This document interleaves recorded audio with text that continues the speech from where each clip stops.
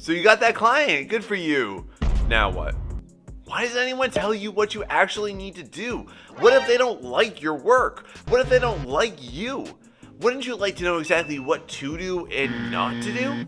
Welcome to the Art Mentor. My name is Sean, and today you're going to learn everything that nobody tells you about how to work with clients so that you kill it every single time on every single job. So make sure you watch this whole video all the way through and take notes on this. So when it comes to the artwork, the number one thing that clients are going to want to see, especially with characters, y'all, is a face. Doesn't matter if it is a human character, doesn't matter if it's a monster or anything in between there, but they're going to want to see the face because this is the number one most distinguishing feature of any artwork that you're ever going to make. If you don't do this, then generally they're going to be horribly dissatisfied with it. Now you can sometimes circumnavigate this. I've drawn this particular Dragonborn character multiple times. So by the time I got to this one, it was cool. It was okay for me not to show the face, but generally you want to be able to see that character. You want to draw it now from either a forward facing position or a 3/4 angle or slightly turned. That's okay too, but don't do it from behind. If let's say you're making some type of compelling illustration where the character is not going to be the focus, that's all fine and legitimate too. Another allowance that you have with this one is if you're going to do group scenes. Like for example, in this battle scene, it was really difficult for me to be able to get every single character's face in there because there are 7 of them, but I was able to get pretty much all of them, and I made enough distinguishing features of this little guy in the corner here to make it obvious which character this was. This is the most common piece of feedback that I've ever gotten in my entire career working with clients, is that they always want to make sure that you can see who that character is, and that starts with this beautiful part of them right here. Now the next thing that you need to make sure that you design into your scenes are that the character is more facing forward. The number one thing that people want to be able to see for the most part is they want to be able to see that cool outfit, that cool design, the interesting dynamics, the personal flair that that client has given you to make that character unique. Now what's really difficult to do though is when you start to turn them too much, or especially from behind, then it's going to generally take away from that and it's going to make them more unrecognizable. However though, there are some ways that you can kind of circumnavigate this one. So for example, in this double character illustration, I made it so that this little character up over here, who had a really ultra specific design by the way, I showed them as much as possible from the front since she's loosing an arrow. Meanwhile, this other character up over here, I made sure to turn him in enough a way that you could see his entire armor design, which is a very specific design that I was given by the way too. Here's another example that slightly breaks this rule. So in this one, the character is from behind, but they're turning all the way. So because of that, you're able to see the majority of all the characteristics that my clients wanted me to make sure that I put into those artworks. And you can do that too. So as you're going to be designing your compositions and your gestures, make sure that you can see mostly the front, and or you really prioritize what are the most important features of this. This way you're going to ensure that you have less situations where you have to do some big edits or some redos. Nobody likes that, right?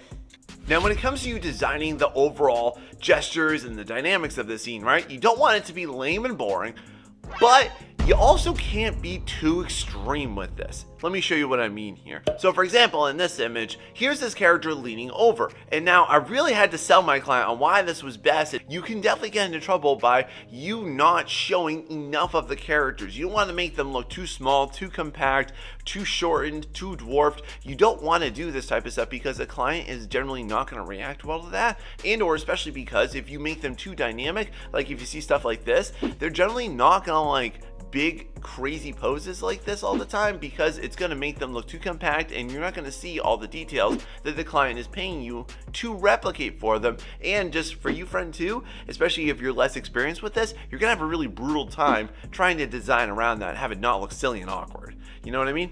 So make sure that you definitely do something interesting with that character, but at the same time, don't go so crazy that you make their anatomy look questionable and you take away from the overall aesthetic flair that that client wants you to put into it, because at the end of the day, they want something really specific.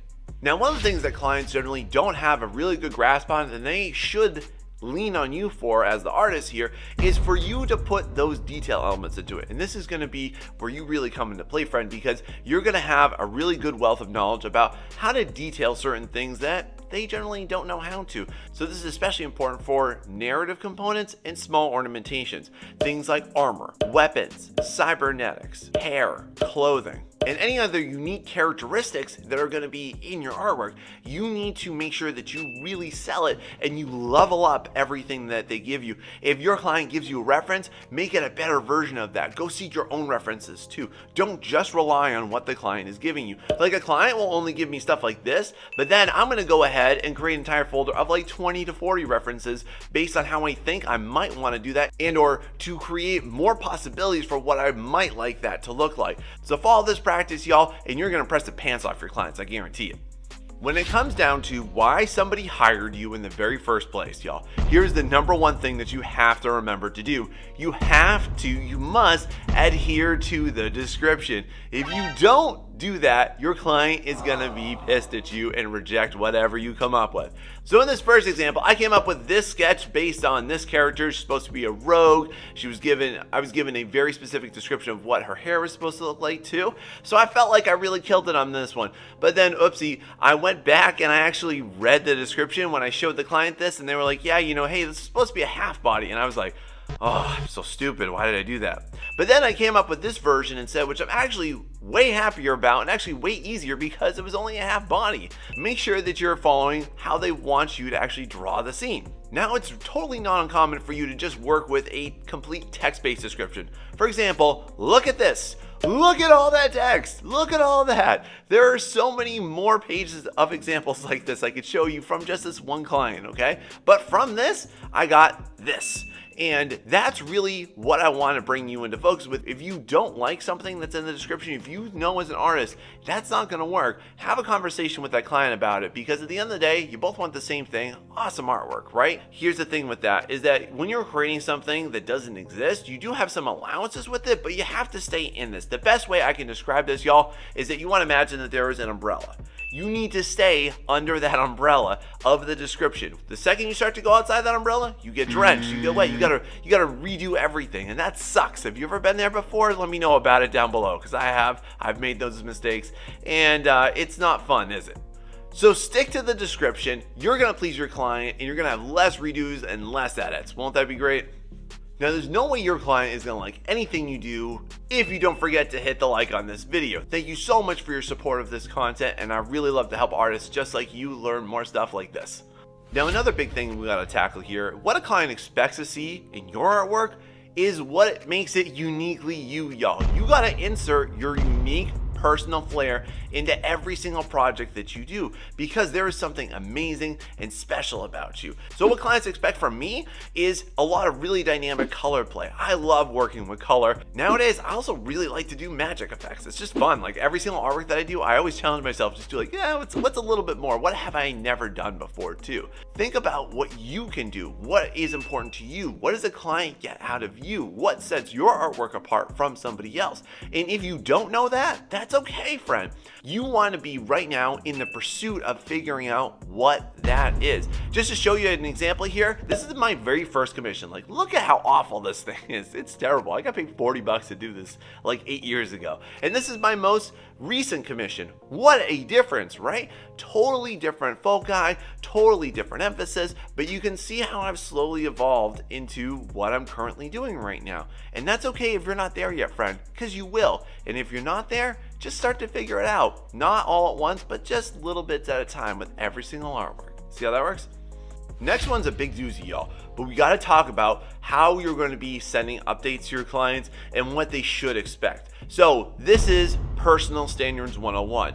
So let me show you an example of how an artwork starts and how it ends. So first, we got the line art right here. Then I basically do a quick color fill and I implement basic light sourcing, and then I start to pick out and focus on specific parts of it. A little bit at a time, a little bit at a time, a little bit at a time, until boom, now I got the final product. But one thing that I generally want is I make sure that I look at, okay, what was last week's update and what was this week's update, and how do I show the most growth, the most progress? I'm gonna be honest, y'all. Can I let you in on a little secret here? Sometimes I run into a week where I don't have a whole lot of time. I might only have like 2 or 3 hours to work on the product that week. So what I'll do is I'll literally sit there and say, okay, what can I do that's gonna make the biggest update? Like this, for example. I'm just going to show you from this update to this update right here. I only worked on this for like 2.5 hours. But doesn't that look like I did a massive amount of progress on it? Because I made sure I picked out the things that changed the most. So you can be smart like that too. And this all again boils down to what is your personal standard, y'all, because clients expect to see it. Doesn't matter if it's something outside your wheelhouse. Like when I did this Mass Effect fan art, I didn't expect to have to do that day, but I made sure to pour my all into it, just like it was my typical fantasy genre stuff. And then two, when you're gonna be sending updates, make sure that it meets your standards. What do you expect to have done? What do you want to have going for it? Because if not, then you are gonna deliver a subpar product that the client is gonna be proud of, and neither will you. And you don't want that, right? Now let's address this elephant in the room. How often should you be updating your clients? My minimum, once a week. Once a week they should get something. Once a week they should get a DM from me. Hey, here's your update, just like this. Sometimes it's much faster than that too. Sometimes too, if I'm doing a quick and easy project like this one right here, I'm going to deliver more than one update in the week because I can blast through this a lot easier. This one only took me like a week and a half to do. It was easy. It was awesome. So think about how you want to establish consistent updates. And here's my general recommendation. Decide on what is a good day and make sure that you're not stacking all your projects at once. I talked about this in great detail in my video right here, which you can find right down there. So make sure you go check it out for how to plan out your time. So all of this doesn't matter at all if you don't have actual good communication, if you don't know what that looks like, if you're sending lousy updates, if your client is confused, if you're confused, if you're both dissatisfied with that working experience, which is why I made an entire guide for you right here where you can go and watch everything the clients expect from great communication so you send the best updates and you get more repeat clients and more money. Go check it out.